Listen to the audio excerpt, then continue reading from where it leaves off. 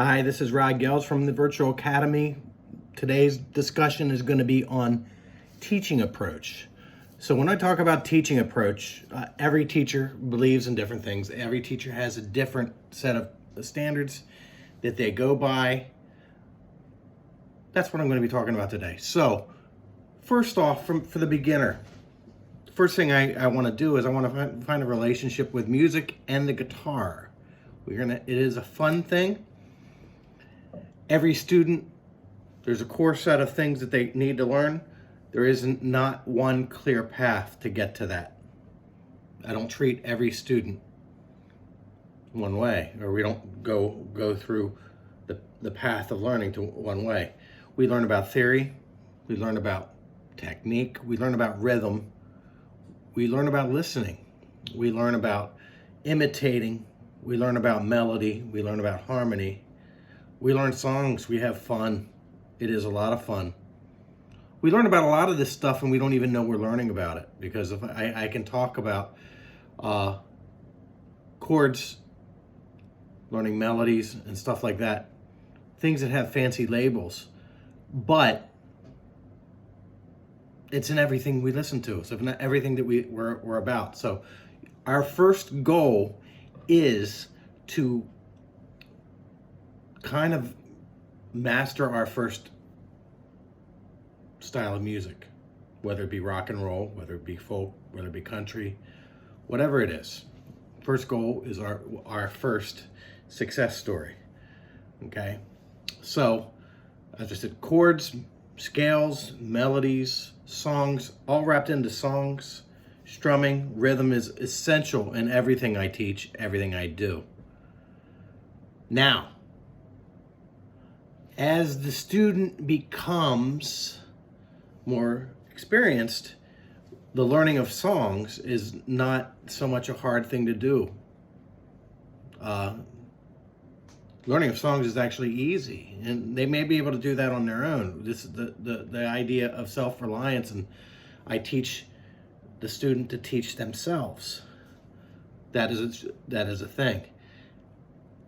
As we get better, and I say better, more experienced as the musician, what I do is I take them through a program that I have entitled, my approach is called Boom Pop. And basically, it is an improvisational form. It is a groove-centered form. It is a form of education and a form of learning that encompasses all traditions of music, whether it be rock and roll, jazz, blues, reggae. All these things have a voice in Boom Pop. Basically, it's a rhythm-centered idiom, and we're going to learn how to create sounds within that within that. So it's kind of like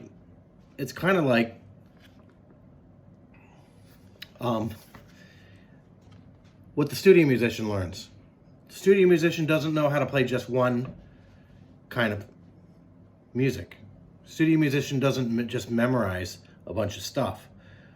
A studio musician learns how to adapt to any musical situation there is, and the only way you learn to do that is by learning as many different kinds of rhythmic vocabulary as you can, and melodic vocabulary. And how does music work in the style of Jimi Hendrix, Miles Davis, the Ramones, Led Zeppelin, Sly and the Family Stone, James Brown, Parliament Funkadelic, Sun Ra. All these people have a place in Boom Pop. We are super against like elitism, like how some musicians and music schools are like, we will only listen to classical music. Well, Boom Pop will listen to everything and take from everything. Doesn't mean we like every song ever written. That would be silly and goofy.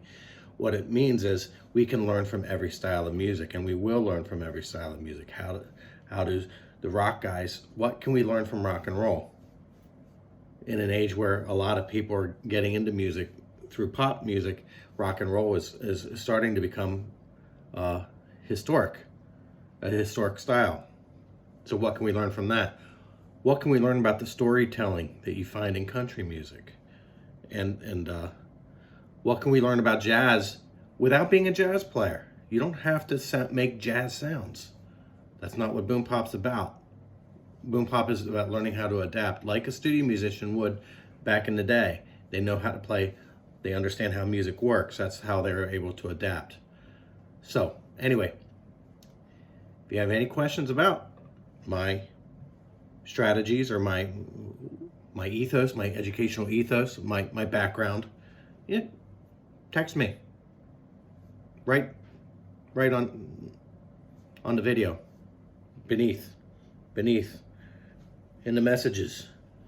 All right. So this is Rod signing out. See ya.